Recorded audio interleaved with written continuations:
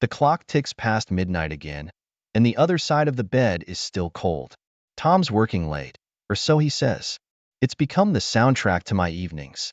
The silence, the waiting, and that incessant tick-tock reminding me how alone I feel. It's funny, in a tragic sort of way, how you can share a bed with someone and still feel like you're worlds apart. I wasn't always this cynical. There was a time when Tom and I would laugh until our sides hurt, plan spontaneous trips for the weekend, and fall asleep talking about everything and nothing. But those days are as gone as the warmth from his side of the bed. Work, his eternal mistress, took that away from me. Took him away. It's not like I planned to fill that void with someone else. But human connection isn't just a want, it's a need. And Alex? Well, he was unexpected. We met at the bookstore where I work, bonding over our mutual disdain for self-help books, pretending to have all the answers. Our coffee breaks turned into coffee dates, and before I knew it, I was looking forward to our meetups more than I'd care to admit. One night, after venting about my latest solo dinner, Alex looked at me with those understanding eyes and said something that tipped the scales. "You deserve to be happy, Sarah." And just like that, our casual friendship crossed into something more. Something secret. Something that felt like betrayal yet oddly comforting. Hiding Alex's messages became second nature. Delete, erase, forget. It was a mantra I lived by. Each text a reminder of what I was doing and who I was becoming. I even started lying about working late, mirroring Tom's excuses to cover up my absences. Inventory checks, I'd say, hating myself a little more each time. Tom never questioned it, at least not directly. But I caught him looking at my phone more than once, curiosity etched on his face. Maybe if he'd asked, I would have confessed. Maybe if he'd shown any sign of caring, I would have stopped. But he didn't, and I didn't. The gap between us widened, filled with secrets and silence. It's not that I don't love Tom. I do, or at least, I did. It's just that somewhere along the way, we lost ourselves to routine and resentment. And as I lay here, listening to the clock and waiting for a man who stopped coming home to me long before tonight, I can't help but wonder if this is all there is. If maybe, in our own twisted ways, we're both seeking something that slipped through our fingers years ago. But as each day bleeds into the next, one thing becomes painfully clear. The further I wander down this path with Alex, the less likely it is that I'll find my way back to the life I once knew. And maybe, just maybe, I'm okay with that. The weekend getaway was supposed to be a surprise, a gesture from Tom that felt like a whisper from the past, reminding me of better days. As we drove up the coast, the ocean stretching wide and endless beside us, a part of me wanted to confess everything. The guilt, which I'd managed to keep at bay, suddenly washed over me like the waves crashing against the shore. But then, I remembered all the nights I'd spent alone, waiting for a husband too consumed by his work to notice me fading away right beside him. "I thought this might help us reconnect," Tom said, his eyes fixed on the road, a hopeful note in his voice that I hadn't heard in ages. I wanted to believe that we could find our way back to each other, that this weekend could erase the lies and secrets that had wedged between us. But the reality of Alex, with his messages burning a hole in my pocket, was a constant reminder of the path I'd chosen. No amount of sea air can fix what's broken, I thought to myself, pushing the guilt aside. Tom's neglect drove me to this. He's as much to blame as I am. So, I smiled, thanked Tom, and continued to live the lie, convincing myself that I was the victim of circumstances beyond my control. But the charade couldn't last forever. A few days after our trip, I carelessly left my phone unlocked on the kitchen counter. Tom had been growing more suspicious, I could tell, but I'd grown careless, too caught up in the thrill of my affair with Alex. The explicit message that Tom found was more than just words.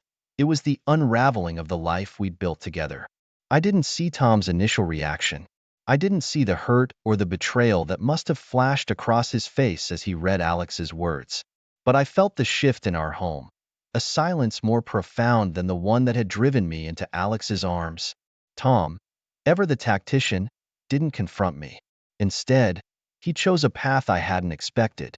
Silent collection of evidence, a preparation for a confrontation that would shatter whatever fragile peace we had left. Unaware of Tom's newfound knowledge, I grew bolder in my deception. Late nights weren't just explained away, they were barely mentioned, as if my affair had become an open secret that neither of us dared to acknowledge. But Tom was watching, waiting. The GPS tracker he installed on my car was his silent witness, tracking my every move, every lie, every rendezvous with Alex. And still, I continued, lost in a delusion that I could keep this double life spinning indefinitely. The guilt that had once gnawed at me was buried under layers of justification and denial. In my mind, Tom's neglect had given me a free pass to seek happiness elsewhere, even as I ignored the growing chasm my actions had created. But lies have a way of catching up with you, especially when you're no longer looking over your shoulder. Tom's silence was not forgiveness, it was the calm before the storm. A storm I was blissfully unaware of as I spiraled further away from the life I once cherished. The thrill of the forbidden, once a whisper in the back of my mind, had grown into a roar I couldn't ignore. Each secret rendezvous with Alex, each message exchanged under the guise of normalcy, felt like a victory against the mundane life I'd felt trapped in. With Tom's late nights and my own escapades, our home had become nothing more than a stage for our separate lives to play out, intersecting only in the most superficial ways. I was naive, foolishly so. My confidence in my ability to juggle lies like a seasoned performer left me blind to the silent storm brewing in Tom. He had become a shadow in our home, his presence marked more by the evidence he was quietly gathering than by the interactions we shared. Photos, GPS data, the digital breadcrumbs I'd left behind without a second thought were all being collected with a meticulousness I hadn't given him credit for. In my arrogance, I failed to see the change in Tom. His silence, once a sign of defeat, had morphed into something more calculated, more dangerous. It was a strategy, a weapon he wielded with precision as he prepared to turn my world upside down. And amidst my carelessness, evidence of my betrayal became more blatant, a testament to my underestimation of the man I had married. The gift from Alex, a necklace that was far too expensive and far too intimate, was left out in the open, a silent declaration of my infidelity. It was a mistake, one that would cost me more than I could have imagined. Tom, with the patience of a hunter, waited for the perfect moment to strike, to expose the fragile house of cards my life had become. His revenge began not with a confrontation, but with an anonymous package sent to Alex's wife. The evidence of our affair, laid bare for another victim of our selfishness, was the first domino to fall in a chain reaction I hadn't anticipated. Alex's wife confronted him, and the secret life I'd so carefully built began to crumble around me. Word of Alex's predilections, his history of targeting married women, spread like wildfire, igniting whispers and judgment from those we knew. I was oblivious to the extent of Tom's plan, to the meticulous way he'd set the stage for my downfall. My world, once controlled and calculated, was unraveling at the seams, leaving me exposed and vulnerable. As Alex faced the consequences of our actions, the rift between him and his wife widening with each passing day, I remained in the dark about the role Tom had played in his exposure. My false sense of security, my belief that I could navigate the consequences of my choices without lasting damage, was shattered. I was left to face the reality of my actions, unaware that the man I had betrayed was the architect of my undoing. The world outside blurred as I raced through the streets, my heart pounding in my chest with a mix of anticipation and dread. Tonight was our anniversary dinner, a milestone I'd almost forgotten amidst the chaos of my affair with Alex. It was supposed to be a celebration of our life together, but the weight of my secret made it feel more like a countdown to an inevitable confrontation I wasn't prepared for. In a moment of clarity, or perhaps desperation, I had decided to end things with Alex. The thrill that once fueled our clandestine meetings had fizzled into a gnawing guilt that I could no longer ignore. I wanted to find my way back to Tom, to the life we'd built before I lost myself in a web of lies. Tonight, I whispered to myself, I'll make it right. But as I sat across from Tom at our favorite restaurant, the familiar setting of so many happy memories now felt like a staged set for a play I hadn't rehearsed. Tom was quiet, his usual warmth replaced by a calculated calm that sent shivers down my spine. He knows, the thought crept in, unwelcome and terrifying in its possibility. The meal passed in a blur, each course a step closer to a climax I wasn't ready for. And then, as dessert was served, Tom finally broke the silence. "Sarah," he began, his voice steady, "I know about Alex." The words hit me like a physical blow, and I struggled to maintain my composure. The evidence laid out before me, photos, messages, a detailed account of my betrayal, left no room for denial. My heart raced as I tried to form words, any words that could explain, justify, or at least soften the blow. "Tom, I was lonely. You were always working and I just—" My voice trailed off, the excuses sounding hollow even to my own ears. Tom listened, his expression unreadable, as I stumbled through my apology. But it was what came next that truly broke me. He spoke of his silent suffering, the pain of knowing yet choosing to gather evidence for a confrontation he wished he'd never have to face. And then, the revelation that chilled me to the bone.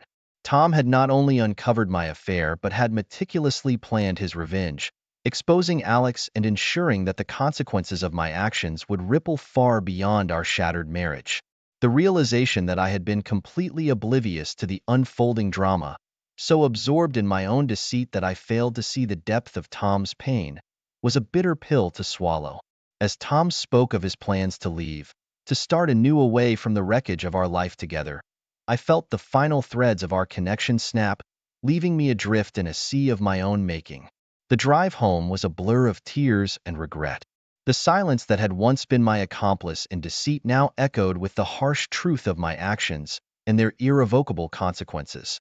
The house that had been our home felt like a mausoleum, a monument to a love that had died, not with a bang but with a whisper of betrayal. In the solitude of our bedroom, surrounded by the remnants of a life I had taken for granted, I realized the full extent of my folly. The man I had loved, the life we had shared, was gone, sacrificed on the altar of my selfishness. As the night stretched on, the weight of my choices pressed down on me, a constant reminder of the cost of seeking happiness in the arms of another. And so, in the darkness, I faced the truth I had avoided for so long, that in seeking to escape my loneliness, I had only succeeded in isolating myself further, a prisoner of my own making in a world of shattered illusions and broken hearts. I never imagined waking up to a world where the whispers of my own home turned against me, where the eyes of friends and family reflected a story I was too afraid to read. The morning Tom announced he was leaving, not just me, but the town, the finality of it echoed in the empty spaces of our home, spaces once filled with laughter and love, now repositories of silence and regret. "I've filed for divorce," he said, the words devoid of anger, carrying only the weight of a decision made long before spoken. His resolve was a mirror, reflecting a truth I had dodged with every lie, every secret meeting. My pleas, my apologies, they fell on ears that had heard too much, seen too much. "Sarah, it's over," he said, not as a declaration of war, but as a surrender to an inevitable peace he sought away from the wreckage I had caused. The community I once cherished became a tribunal I couldn't face. Friends who had celebrated our marriage, colleagues who had admired our partnership, now looked through me with a mix of pity and disdain. Their judgment, though silent, was a sentence I carried with me, a brand marking me as the architect of my own desolation. And Alex, the man for whom I risked everything, became a ghost, his promises as empty as the apologies he whispered in the dark. His abandonment was a cold realization of my solitude, a solitude I had crafted with each decision to stray further from the vows I once held sacred. The day Tom left, our home felt like a shell, a structure devoid of the life we had built. The memories, once vibrant, now taunted me from the walls, the furniture, the very air that seemed to whisper his name. I was left to wander through the remnants of a life I had taken for granted, each room a chapter of a story that had ended. In the aftermath, the isolation was suffocating. Attempts to reach out, to explain, to seek forgiveness, were met with cold shoulders and turned backs. The community I had once been a part of withdrew their warmth, leaving me to face the cold reality of my actions. The nights were the hardest, the silence a constant reminder of the emptiness beside me. The bed we once shared, where we dreamed together, became a vast ocean of sheets and pillows, each night a journey across a sea of regrets and what-ifs. As the days turned to weeks, and the weeks to months, the reality of my new existence settled in. The vibrant life I once led was now a monochrome shadow of its former self, each day a reminder of the cost of my choices. The laughter, the love, the companionship I had once taken for granted, now lost in the echoes of a past too painful to revisit. In the end, the house that had been our sanctuary became my prison, the walls not just barriers to the outside world, but to the life I had once known. And as I moved through its rooms, a specter in my own home, I realized the truth of my situation. I was not just left behind. I was erased, a footnote in the story of a love that once was, now just a cautionary tale of loss and consequence. The ringing silence of the house was a constant reminder of the upheaval my life had become. Once filled with the echoes of laughter and shared secrets, it now stood as a monument to my mistakes, each room whispering tales of betrayal and loss. In a desperate bid for connection, for a semblance of the life I once took for granted, I reached out to friends and family, only to be met with cold shoulders and unanswered calls. The realization hit hard. The community I had cherished, the people I had loved, had turned their backs on me, siding with Tom in the silent war one hadn't even known I was fighting. Forced to confront the stark reality of my actions, I found myself spiraling into a vortex of regret and self-reproach. The absence of Tom's presence, once a source of frustration, had become a gaping wound, a constant ache for the comfort and stability I had so recklessly thrown away. My reflection in the mirror was a stranger, the weight of my decisions etching lines of sorrow and isolation deep into my face. The fallout extended beyond the personal, poisoning the well of my professional life as well. Whispers and sidelong glances followed me through the corridors of the bookstore, my once sanctuary of escape now a battlefield where rumors and judgment lay siege to any remaining semblance of dignity. My affair, a private folly, had become public spectacle, tarnishing my reputation and alienating me from colleagues who once respected me. The financial ground beneath me crumbled as the divorce proceedings laid bare the extent of my fall from grace.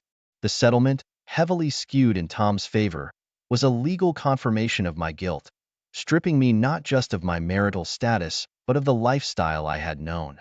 Each document signed was a nail in the coffin of my old life, sealing away the dreams and plans we had made together. In the quiet of the night, with no one to turn to and nowhere to hide from the consequences of my choices, the dam finally broke. Tears, long held at bay by denial and defiance, flowed freely, each one a testament to the pain and destruction I had wrought. The breakdown was not just emotional but existential, a reckoning with the person I had become, the harm I had caused to the people I loved. As the reality of my new existence settled in, a life devoid of the warmth and companionship I had so carelessly discarded, the full magnitude of my folly became painfully clear. The journey ahead, once a path shared with Tom, now stretched before me, dark and uncertain. In the aftermath of the storm I had created, I was left to navigate the ruins alone, a solitary figure in the landscape of my own making, searching for a way to rebuild from the ashes of a life undone by betrayal.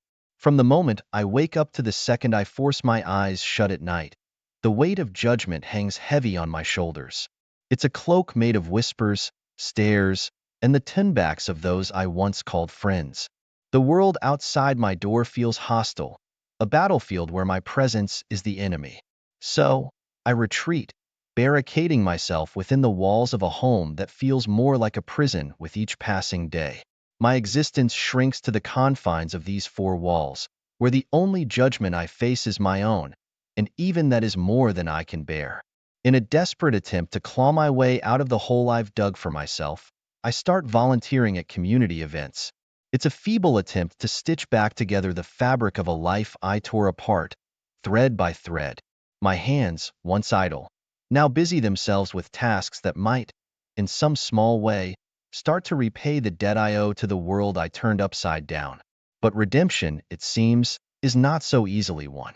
My presence at these events is met with cold shoulders, whispers that halt when I draw near, and eyes that look through me as if I were made of glass. I muster the courage to apologize, to speak the words that have been festering inside me, eating away at whatever peace I might find in solitude. But apologies, I learn, cannot always mend what's been broken. Tom, the man I vowed to stand by in another life, meets my attempts with a silence that cuts deeper than any words of hate could.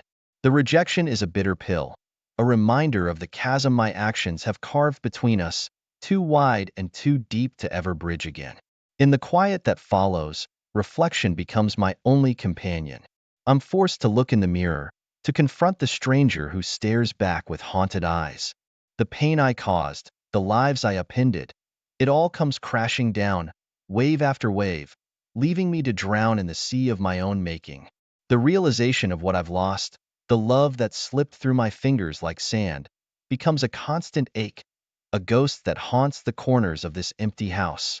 The thought of escaping, of shedding this skin marked by scandal and starting anew, becomes a beacon in the darkness. A new city, a new life, where the shadows of my past don't stretch quite so long. This fantasy becomes my lifeline. But with the dream of escape comes the acknowledgement of what I'm leaving behind. A marriage that was once my harbor, now the wreckage upon which my mistakes are impaled. Acceptance is a slow process, a bitter medicine that I swallow day by day. I come to understand that responsibility for the fallout rests on my shoulders, a burden I must bear alone. Forgiving myself, however, proves to be the hardest battle yet.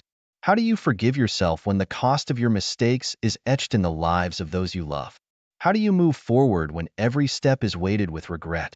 The decision to leave town is not a choice but a necessity, a recognition that some bridges, once burned, cannot be rebuilt. My departure is marked not by fanfare or tearful goodbyes, but by a quiet resignation to the consequences of my actions. The rearview mirror reflects a life undone, a future uncertain, and a road that leads away from everything I once held dear. In the end, the journey I embark on is one of solitude, a path I must walk alone, carrying the lessons of my past like stones in my pocket. There is no redemption waiting on the horizon, no absolution to be found in distance or time. Only the acceptance that some mistakes carve scars too deep to ever fully heal, and the understanding that moving forward means living with the echo of what was lost. Who's that? Daniel's voice cut through the tense silence. Didn't even look up. Just a work thing, I blurted, voice a little too high, too fast. Idiot. Work this late? His brow furrowed, a flicker of suspicion crossing his eyes for a brief, terrifying moment. Yeah, big deadline, I lied, shoving a forkful of now-cold pasta into my mouth. The taste was like ash. Screen wouldn't stay dark. Name blazed across it. Mark. My stomach lurched. Ignored it. Forced myself to chew, swallow. Everything all right? Concern edged his voice. Fine, I muttered, forcing a smile that felt strained, alien. Another buzz. Ignored it again. This wasn't helping. Had to get rid of the damn phone. Think I'll go check on that email. I lied again, the words tasting bitter on my tongue. Stood up. Phone clutched like a secret weapon in my sweaty hand. Need help with the dishes? No. I got it. Already halfway to the bedroom, phone tucked against my chest. Needed to see the message. Needed to know what it said. Needed to... What? Burst into the bedroom. Slammed the door shut behind me with more force than necessary. Fumbled with the phone, the screen blindingly bright in the dim room. Change of plans, it read. Meet me at the park in 10 minutes? Panic choked me. 10 minutes wasn't enough time to come up with a believable excuse, not after the work supply. 10 minutes to choose between my life and this? Stared at the message, the words blurring at the edges. This thrill, this forbidden thing, was starting to feel less like excitement and more like a tightrope walk over a bottomless pit. Groaning, I rolled over, expecting the warmth of Daniel beside me. Empty. Panic jolted me awake. Clock screamed 3:45 a.m. Daniel? I mumbled, my voice thick with sleep. No answer. Just the faint hum of the refrigerator downstairs. Fear, cold and sharp, pricked at me. He never left the bed. Not ever. Threw on a robe, heart hammering a frantic rhythm against my ribs. Clicked on the hallway light, the sudden brightness momentarily blinding me. Padded downstairs, each creak of the floorboards echoing in the pre-dawn silence. Kitchen, empty. Living room, empty. Dread coiled in my gut, tightening with every silent room. Found him in his home office, hunched over his computer. A worried frown etched on his face. Daniel? My voice wavered. He spun around, startled. Relief washed over me, so intense it almost made me weak. Sarah? What are you doing up? He blinked, the worry lines on his face deepening. Couldn't sleep, I lied, the word tasting bitter in my mouth. Needed some water. He gave me a long, searching look, his gaze lingering on my face a beat too long. The silence stretched, heavy and suffocating. Everything all right? His voice was low, hesitant. My throat tightened. How could I answer that? How could I explain the fear? The guilt bubbling like a pot about to boil over. Yeah, just a bad dream, I mumbled, forcing a smile that felt brittle. He didn't look convinced, but he didn't press it either. Just nodded curtly and turned back to his computer screen. Guilt gnawed at me. The lie hung heavy in the air, a silent accusation. He deserved better. But the thought of losing this, of losing him, terrified me more than anything. Stood there, watching him work, the silence amplifying the storm raging inside me. This couldn't go on. The lies, the guilt, the fear, they were slowly suffocating me. But the thought of facing the consequences, of losing everything, was even more terrifying. He glanced back at me, his gaze catching mine. I looked away, unable to hold it. Going back to bed, I mumbled, my voice barely a whisper. He gave a tired nod. All right. Climbed back into bed, the sheets cold and empty beside me. Sleep felt a million miles away. All I could see was his worried face, a stark reminder of the life I was playing with fire to destroy. Bumped into Mrs. Henderson at the grocery store, my heart leaping into my throat like a startled frog. We exchanged pleasantries, the usual small-town niceties. But her gaze lingered a beat too long, her smile a touch too knowing. Panic clawed at me. Did she see me? See me where? With him? The thought sparked a wave of nausea, the weight of my secret threatening to topple me over. Lovely to see you, Sarah, Mrs. Henderson said finally, pushing her cart towards the dairy aisle. You too, I mumbled, forcing a smile that felt strained even to me. Hurried through the rest of the shopping, my mind racing. Was it just my guilty conscience making mountains out of molehills? Or had she genuinely seen something? Back home, the silence of the empty house pressed in on me. Daniel was working late again, a trend that had become worryingly frequent. Relief warred with a gnawing fear. Was he truly swamped at work, or was this his way of distancing himself? The phone buzzed on the counter. Mark. My breath hitched. Ignored it, shoving groceries into the fridge with a force that rattled the shelves. The damn phone wouldn't stay silent. Each buzz felt like an accusation. Finally, grabbed it, heart pounding a frantic rhythm against my ribs. Everything okay? The text message filled the screen. A simple question, but it felt loaded, laced with a hidden meaning only I could understand.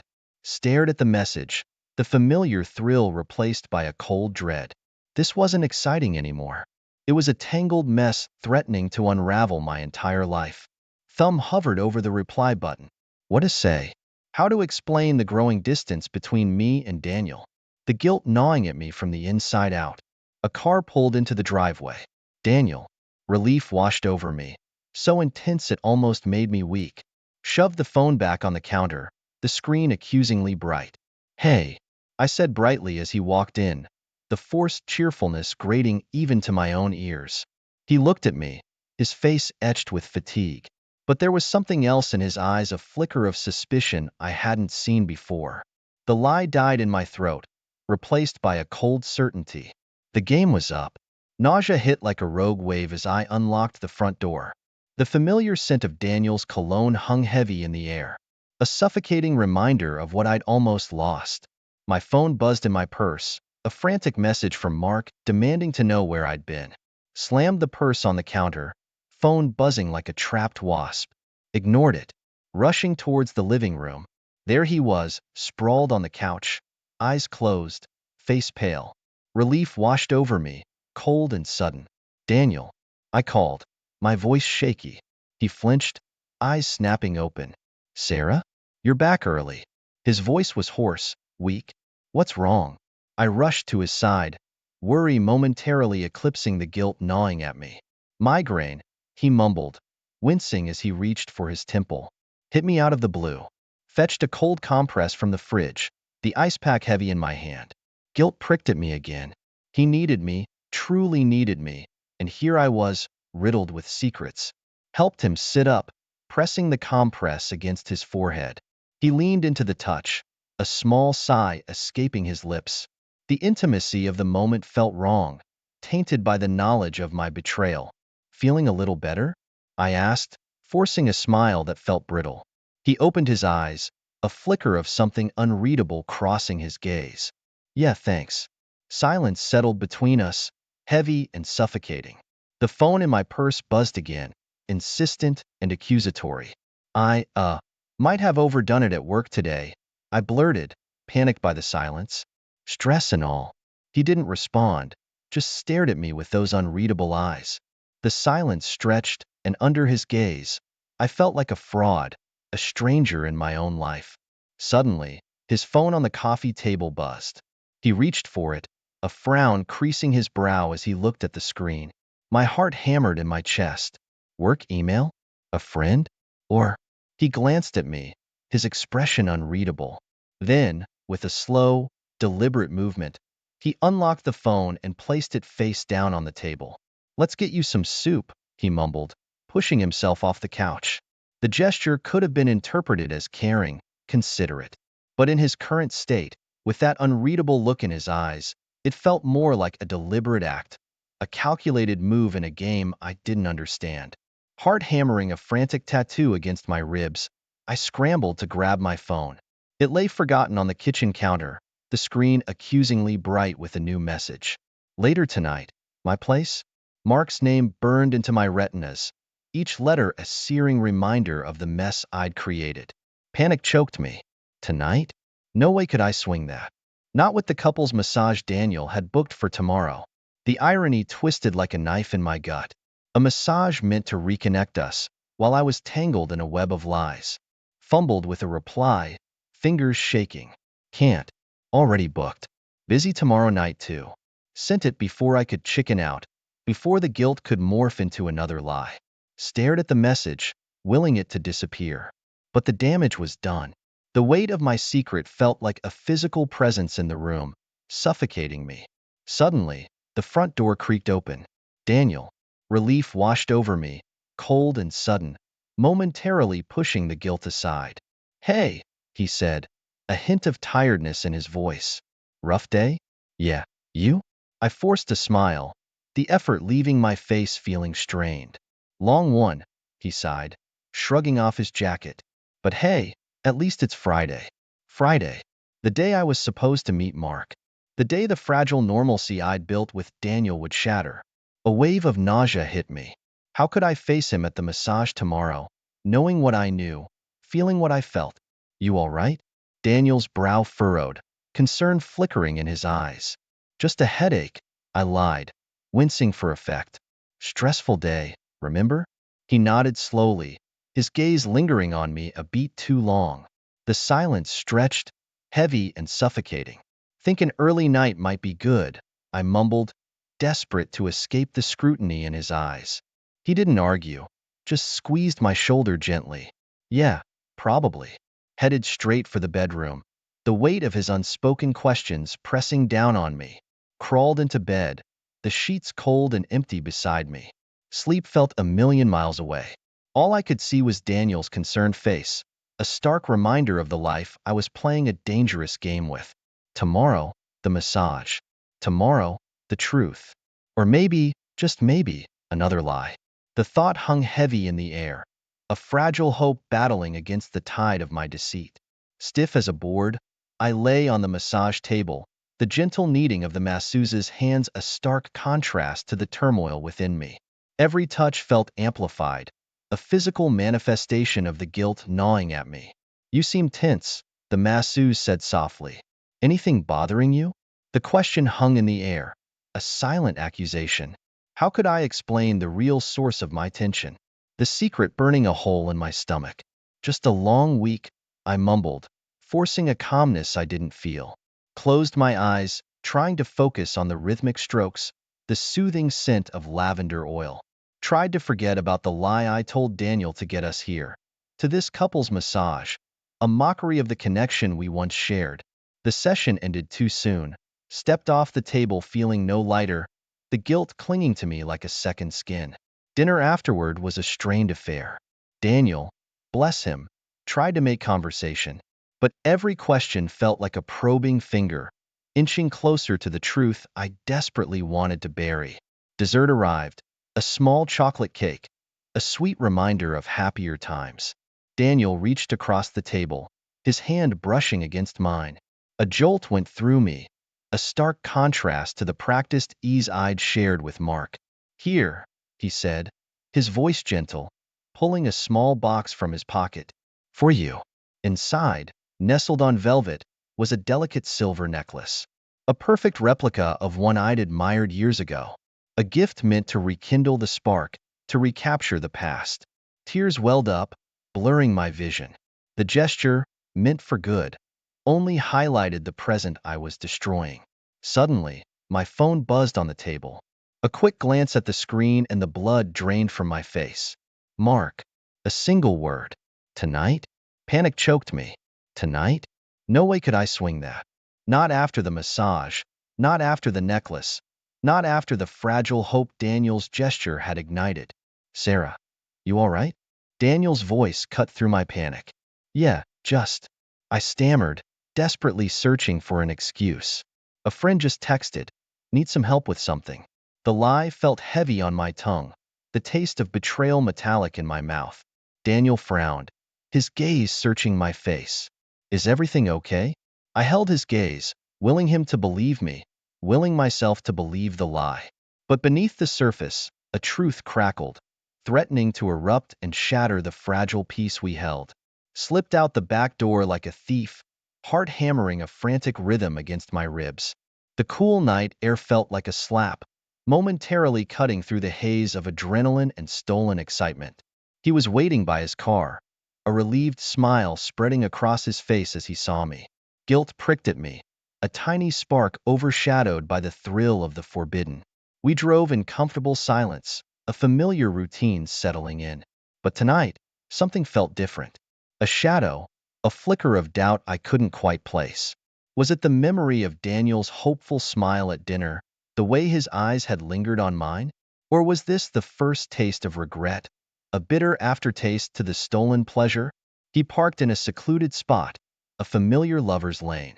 We fumbled with each other, urgency laced with a strange tentativeness. Thinking of going away for the weekend, he said between kisses, his voice husky. Thought of a nice cabin up north. The suggestion hung in the air. A weekend getaway. With him. A part of me, a tiny, fragile part, yearned for a real escape. But with who? Shoved the thought away, clinging to the moment, the stolen intimacy. But the thrill felt muted, overshadowed by a growing unease. Later, driving home, the silence in the car felt suffocating. Dropped him off at his place, the goodbye an empty formality. Steeling myself, I unlocked the front door. The house greeted me with a stifling silence. Daniel was already asleep, his back turned towards me. Relief washed over me, cold and sudden. But as I slipped into bed, the silence pressed down on me, heavy and accusatory. Did he suspect something? The question hung in the air, a seed of doubt taking root in my stomach. Then, a wave of nausea hit me, so sudden and violent it brought tears to my eyes. Rushed to the bathroom, heart pounding a frantic tattoo. Minutes later, staring at the two pink lines on the pregnancy test, the weight of reality slammed into me. The thrill of the affair evaporated, replaced by a cold dread.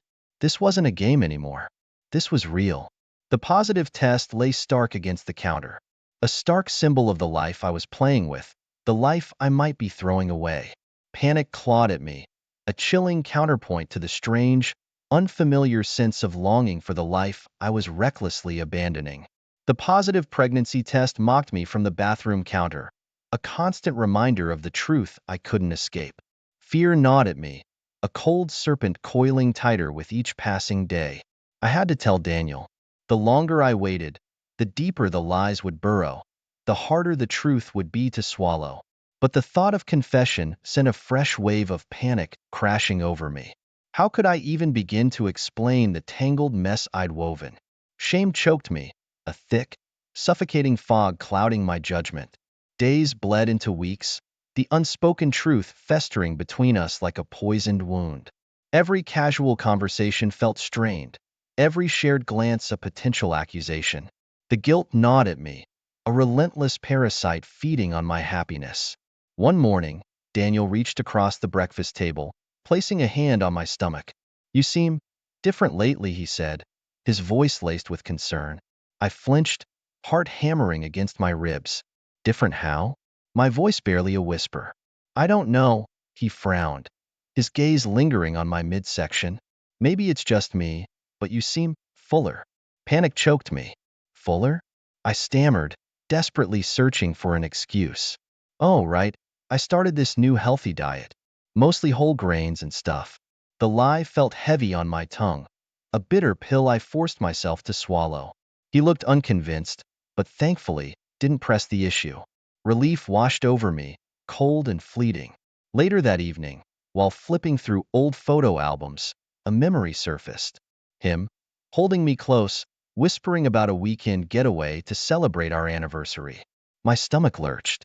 The fabricated illness I'd used to cancel the trip felt like a lifetime ago. Another layer of deceit piled onto the growing mountain. "Remember that trip we were supposed to take?" he asked, a wistful smile playing on his lips. The memory of my stolen rendezvous with Mark slammed into me, sharp and painful. "Yeah," I mumbled, forcing a smile. The way he looked at me, a flicker of longing in his eyes, made my throat tighten. Suddenly, the weight of my betrayal pressed down on me, suffocating. How could I have been so careless, so reckless? The answer hung heavy in the air, a silent accusation. The thrill of the affair, now a distant memory, paled in comparison to the life I was jeopardizing. Daniel deserved the truth, but the words wouldn't come. Trapped in a web of my own making, I could only stare at him, a silent plea for forgiveness choking the air around me. The doctor's sterile voice echoed in my ears, a clinical confirmation of the truth I'd been desperately avoiding. Tears welled up, blurring the vision of the sonogram flickering on the screen. A tiny heartbeat, a life growing within me. "Congratulations," the doctor said, the word landing hollowly in the silence of the room. Congratulations? More like a sentence, the weight of it settling on my already burdened shoulders. The entire drive home was a blur. My mind raced, replaying every lie, every stolen moment. Finally, the house came into view, a stark symbol of the life I jeopardized. Steeled myself for the inevitable conversation, the truth a bitter pill I had to swallow. Found Daniel in the living room, a book in his hand, a picture of normalcy shattered by the storm raging within me. "We need to talk," I blurted out, the words tumbling over each other in a desperate rush. He looked up, a flicker of concern crossing his face. "Everything all right?" "No," I choked back a sob. It's about everything." And then, the words came rushing out, a torrent of confession that left me raw and exposed. The affair with Mark, the stolen moments, the web of lies I'd spun. Each word felt like a shard of glass, tearing through the fragile fabric of our relationship.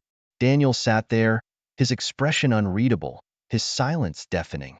The air grew thick with unspoken emotions, a suffocating weight pressing down on me. Then, anger. It flared in his eyes, a cold fury that mirrored the self-loathing churning in my gut. "How long?" he finally rasped, his voice a low growl. I told him, the details blurring with each tear that streamed down my face. To my surprise, there were no accusations, no screaming, just a quiet hurt that resonated in the silence. He stood up, his movements slow and deliberate. "I need some air," he said, his voice barely a whisper. He walked out, leaving me alone with the wreckage of my own making. The slamming of the front door echoed like a gunshot, shattering the last vestiges of hope clinging to my heart. Days turned into weeks. No calls, no texts, not even a single email. Just a deafening silence that spoke volumes more than any angry words could. The realization of what I'd lost hit me with the force of a tidal wave. The love, the trust, the life we'd built together, all gone in a flash. I am not sure if I should expose my future mother-in-law. I caught her on my home security camera going third base with a male dancer in my backyard at my fiancée's bachelorette party she hosted in my house. My future father-in-law is my mentor. Hi guys, I need your opinion on something. This would be a long story, so hang in there till the end. 5 years ago, I lost my job due to a layoff that was the lowest point of my life at the time because I almost became homeless. I just bought a brand new house and made a huge down payment. I didn't have any reserves and I was running out of money. What hurt the most was that I gave everything to this company, and when it came time to lay people off, I was one of the casualties. I was one of the first round of people to go. I was 26 years old at the time and have been employed with the company since I graduated.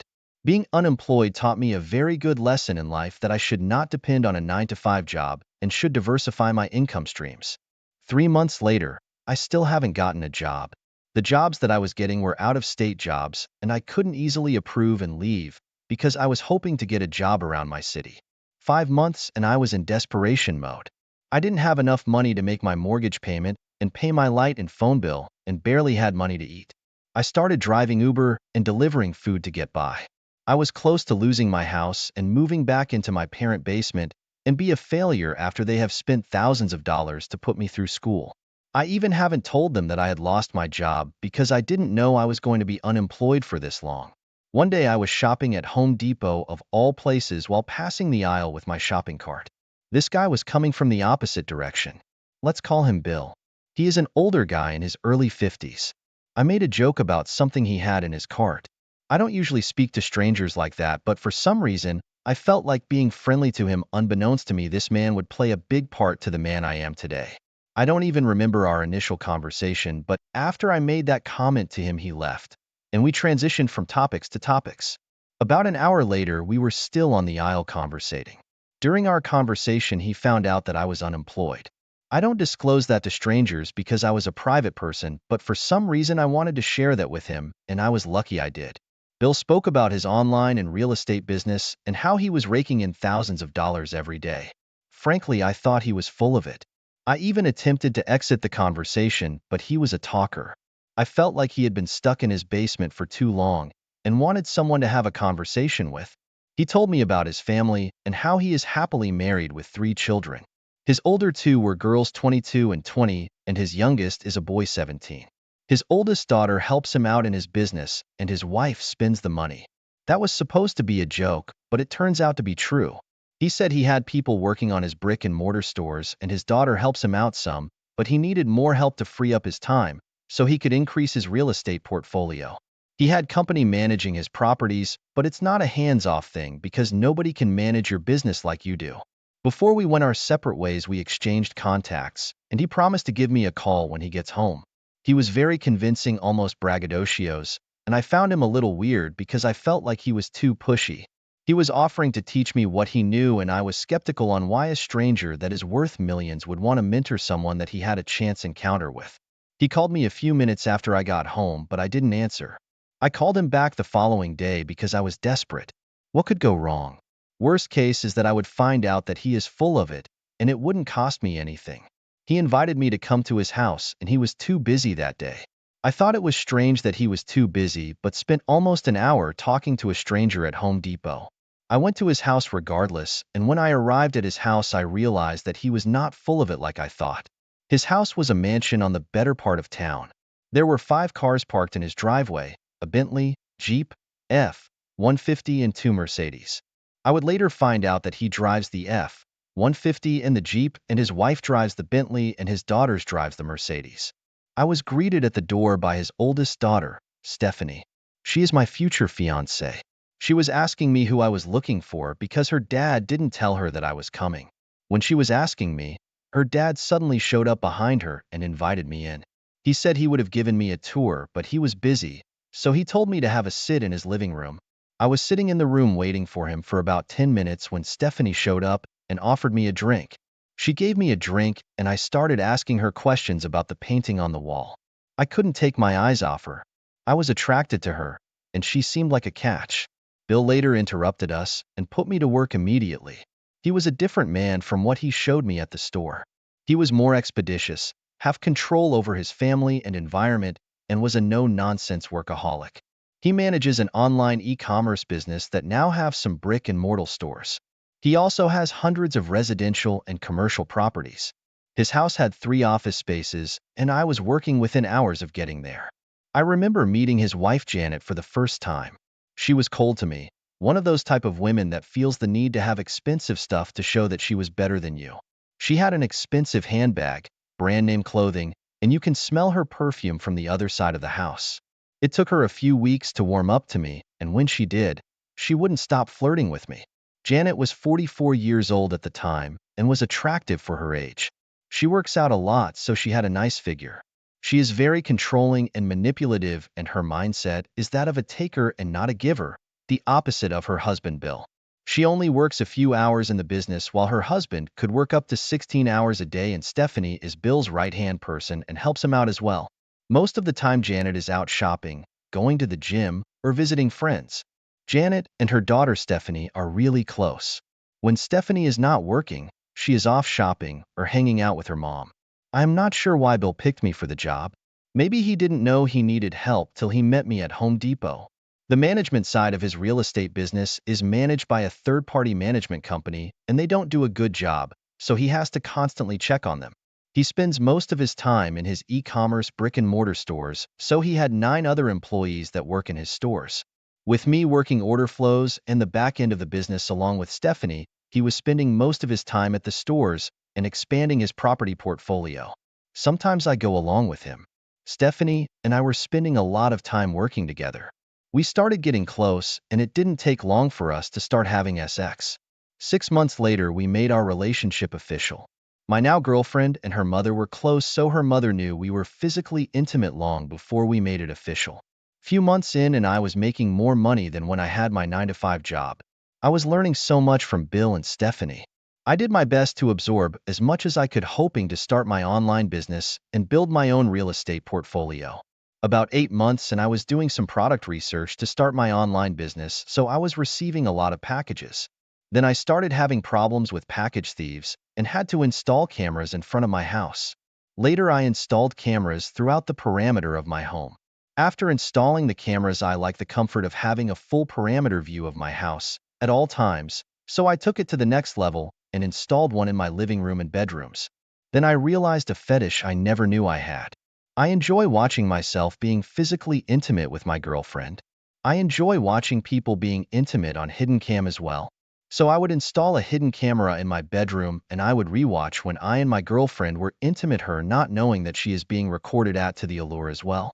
Before the end of the year, I was closing on my first rental property and was making half my 9-to-5 job passively. During the Christmas party with his family and some of his employees that year, I bought Bill his favorite wine and expensive watch, and I gave a speech thanking him for everything I have. Bill and I became close, and he would often talk to me about his private life. He took me in like a son and a friend. He would complain about his wife's lack of affection towards him and how she spends too much money. If it wasn't her spending habit, he would have been richer than he was. He also complained about how much control his wife had over his children. We would sometimes go out to bars for a couple of drinks. He didn't have any social life. All he knows is business and work, and he likes to talk. I would listen to him because he works so hard on his business, and he needs someone to wind up to. He probably needs a therapist as well, but I enjoy listening because there is a lot of knowledge in his conversation. I had a lot to learn from him. Even though my relationship with Stephanie is official and her mother knew that I am in a relationship with her daughter, she would flirt with me. She would do things like grab my butt when no one is watching and make awkward jokes. Listening to Bill when he talks about his marriage and lack of intimacy and how much time his wife spends at her home, going to the gym, how she dresses, what she drives, and how often she spends time outside of the house, I assumed she was having an affair. I also suspected that my girlfriend knew something. They are too close for her not to, and she may be covering for her, and that troubles me. I could tell by their behavior when I am around them. Sometimes when I walk into the room, they would start to whisper or stop talking altogether. They do the same thing when Bill and her sibling walk into the room as well. One time I straight up made a joke to my girlfriend that her mom might be cheating on her dad, and I could tell by her reaction that she knew already but was covering for her. I remember being upset about it, but didn't share it with anyone because I thought it was none of my business. My thinking was that how could this man be working so hard? Came from nothing and gave you everything, and you refused to show him affection. Yet talk bad about him, spend his money and sleep around. I found her behavior distasteful, and it bothered me that my girlfriend might be covering for her. It was all suspicion and no concrete evidence at that point. Stephanie was a good girlfriend despite that she had more money than me. She is still humble, had the same work ethic as Bill.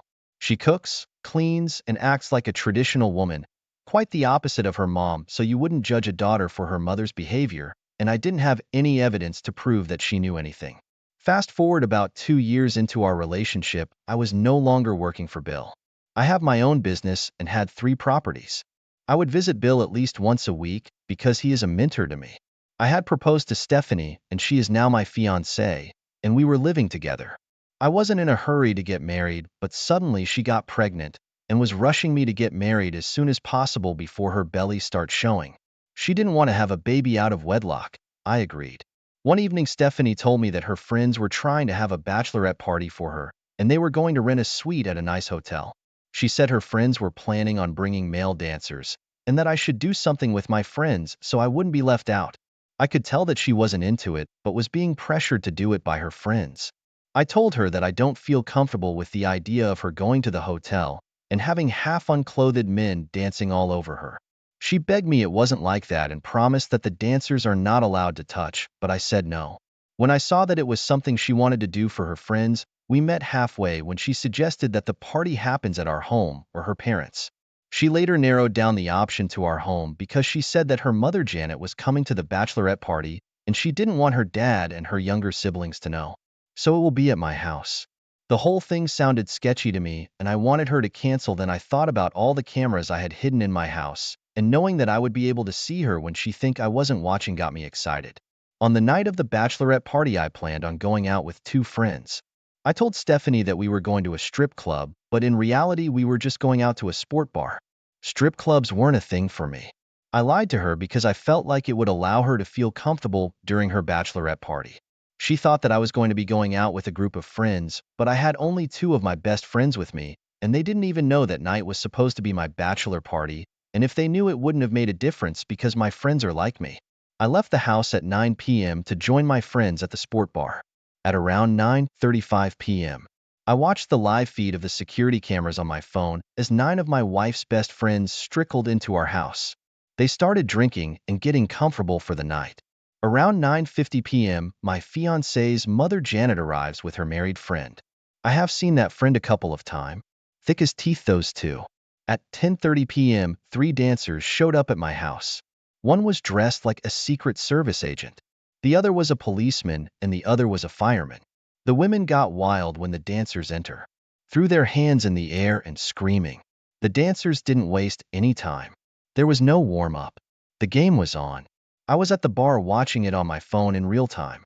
I was more focused on Stephanie than anyone else. Few minutes into the dance routine, it was clear that she had no interest in the show and was just doing it for her friends.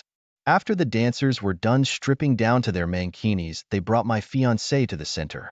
She sat on the chair as one of the dancers rubs himself against as she screams and her friends cheer her on. She was closing her eyes and screaming as the dancer rubbed himself all over her. Friends, even her own mother, cheered her on. I couldn't believe that she was her mother because she wasn't acting like one. You would think that she was just one of her girlfriends. My fiancée was shy, but clearly was uncomfortable with the touching. She soon ran back behind one of her friends so the dancer wouldn't touch her. Most of her friends weren't shy at all. Some of them were aggressively touching the dancers. It didn't take long before one of the dancers pulled his junk out, and one of her friends started giving him a BJ. I was shocked. What surprised me was how they all acted like it was normal and continued to cheer her on like it's something they do every day. It wasn't as if she was being forced. That was just the beginning. My eyes were fixed on my phone and my friends noticed and came to take a look. I told them what was going on and they both huddled around my phone. It was as if we were watching a movie. Around 11:45 p.m., all three dancers now have their junks out dancing around the women. The one that BJ the dancer took him to the bedroom and went the whole 9 yards with him. A few minutes later they came out, and she sat down on the couch like she didn't just cheat on her boyfriend. There were 9 of my wife's friends at the party excluding her mother and her mother's friend. Out of 9 of Stephanie's friends, 2 of them took a dancer to the bedroom.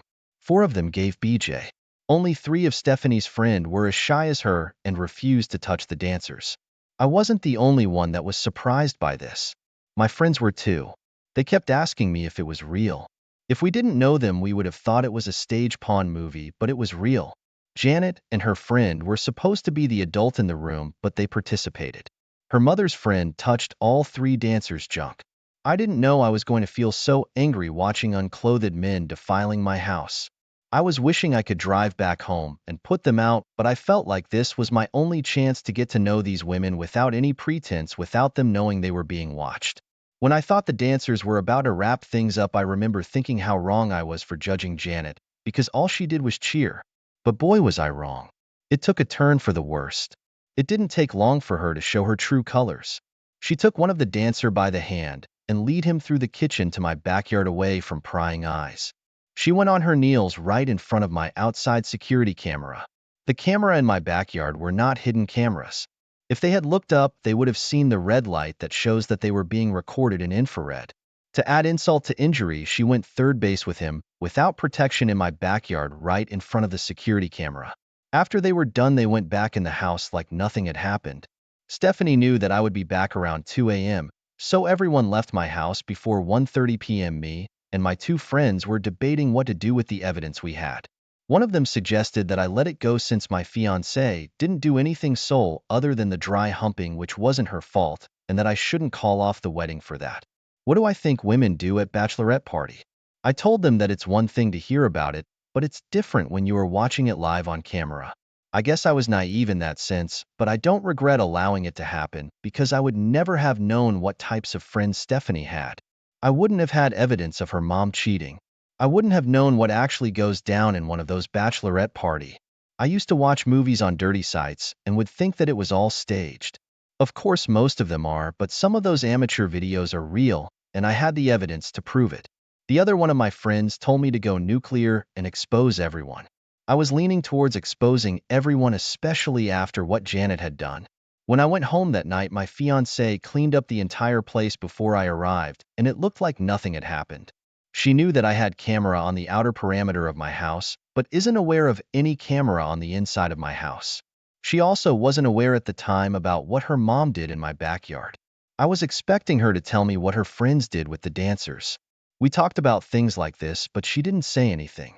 She only went as far as what the dancers were wearing, and she lied saying that none of her friends touched the dancer when I clearly saw 2 of her friends on camera going third base with them in one of our bedrooms. She only told me about things she thought I would see on the outside security camera. She didn't mention anything about her friends going third base, or even being dry humped by the dancers. I really didn't know what to do. I couldn't believe that a woman that I was about to get married to, a woman that is pregnant with my child, would keep a secret like this from me. She acted like it was just another girls' night out. It made me question every other night she went out with her girlfriends. What give them the right to betray and lie to the men they claim to love, and to hide things like that from them like it doesn't matter? I recovered all the footage for that night before the memory erases in 48 hours. There was no doubt in my mind that I was going to expose Janet to Bill. I had no reason to hide her secret from a man that I admire and look up to. I felt like if I kept the secret, I would be as guilty as her. The following day, I went to Bill's house with a thumb drive that shows her having an affair. He didn't take the news well. He knew his relationship with his wife hasn't been good for a long time, but he didn't suspect that she would cheat on him, especially during her daughter's bachelorette party.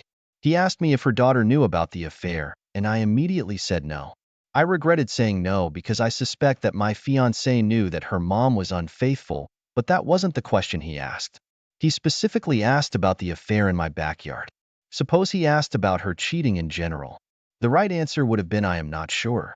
After I told him no, I could see sign of relief on his face, like he thought the news would destroy her daughter. The man had no idea that his daughter already knew that her mom was already cheating on him but was covering for her. It would have devastated him to know that not only that his wife betrayed him, but his daughter, also whom he loves so much, betrayed him as well. Stephanie showed me her true colors when she found out about the tape and that her mom has been exposed.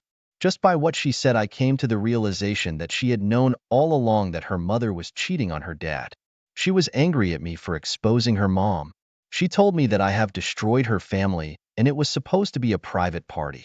I responded that I didn't know that I was supposed to hide her mother's secret like her. She didn't even deny that. I asked her how many men is her mother cheating with, and she told me that it was none of my business and that I should stay away from her family. I told her that it's too late because I am part of her family. She has never been that angry at me before. She called me all sorts of names, telling me that I was nobody and her dad made me a man. I didn't care about her insult because she was trying to do anything she could to hurt me, all because I exposed her mom's secret. 5 of her 9 friends were in a relationship and her mom's friend was married as well. I wanted to send the tapes to the partners of all the women that were in a relationship, but I wasn't sure if it was legal in my state. So to avoid getting into any legal trouble or being sued, I changed my mind. Bill didn't handle the news well.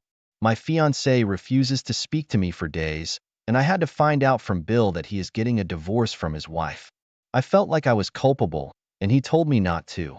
He said that I did the noble thing, and it would have been easier for me to keep it to myself and laugh at him behind his back, but I didn't fail him and he appreciated it.